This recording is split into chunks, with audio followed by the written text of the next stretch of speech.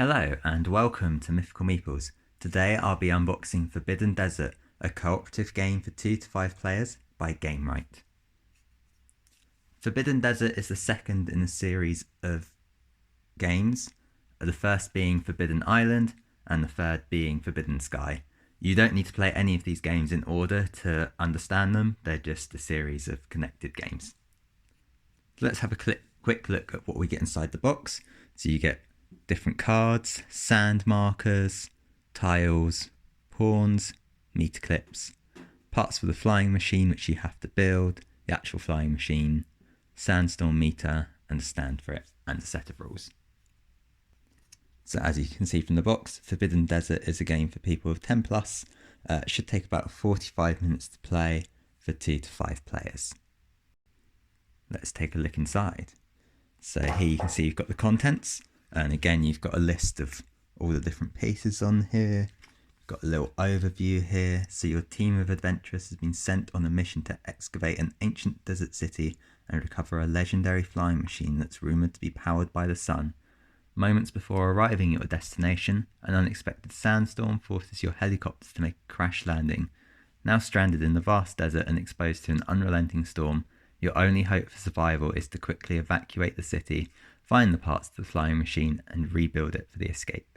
If, however, any of your team expires from thirst or the storm gets too intense, your whole team loses and you become permanent artifacts of the Forbidden Desert. So quite grim if you lose, but very fun to play. From the sounds of it, there must be a way out. So I'm not going to go through the rules on here, but if you played Forbidden Island, or that's very similar to that kind of play, Pandemic, again, very similar. So here we've got the sandstorm meter.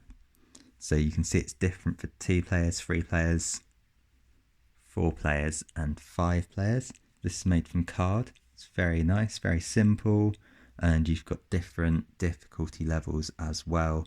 So you can start off at novice, move to normal, elite, legendary. Obviously the higher up you start, the harder it's going to be, and because it's easier with less of you as well, you start lower down. So we've got the pawns here. They come in a nice little bag. Red, green, yellow, blue, white and black. You've got little clips, so these go on the meter here and also on the cards here. So they just clip onto there. Got the stand for the meter. So that just slots in like that.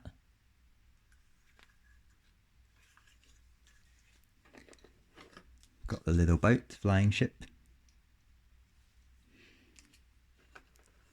All of the sand markers here, so they're double-sided. On one side you've got sand, other side you've got this little cross, and this just represents when the tiles are blocked. So again, these are made of card. They're very nice pieces, very simple, but obvious what they are, and they let you see the tile underneath. Then you've got the 24 tiles, so these are all different. The backs are all pretty much the same, looking at them. You get a couple with the little tree in the water, so presumably in an oasis of some sort. You've got the helicopter crash, so this is where you start. So most of them gears. You've got a little tunnel. So this must be the water one. Again, gears. And then this is for the little artifacts that you're looking for, parts of the ship. These very nice pieces, beautiful artwork, very elegant. And you've got the little landing pad for the flying ship.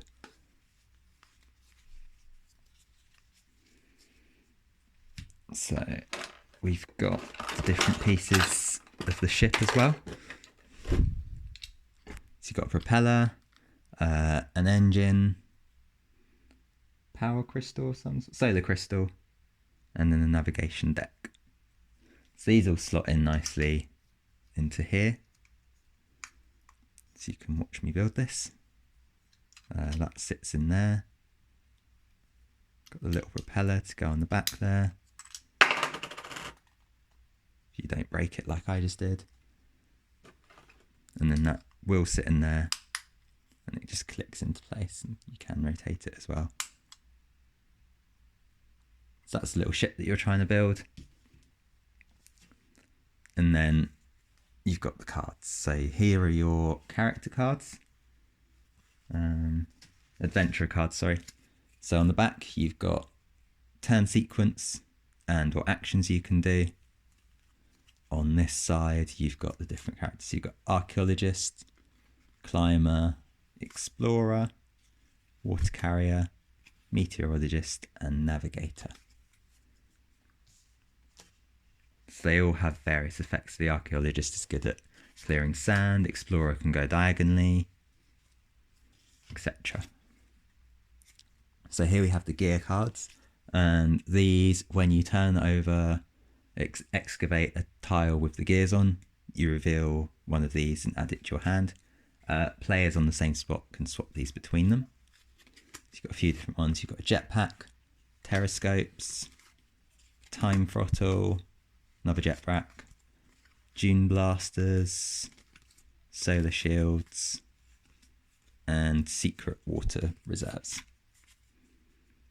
So these all help you to achieve your goal.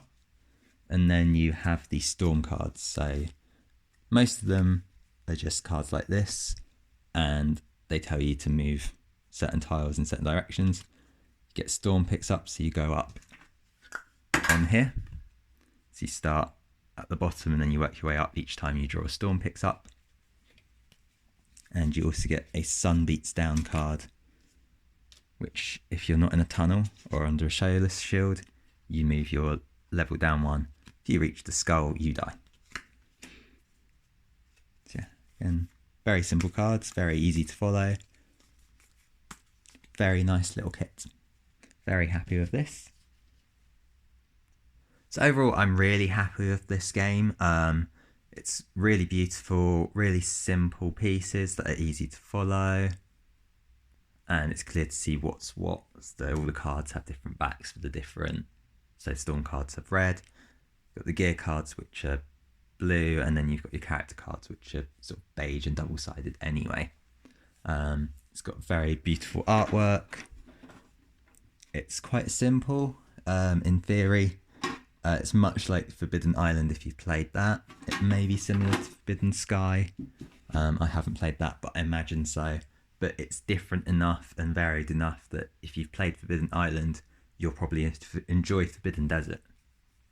And I really look forward to playing these. I hope you all enjoyed this video. Thank you for watching.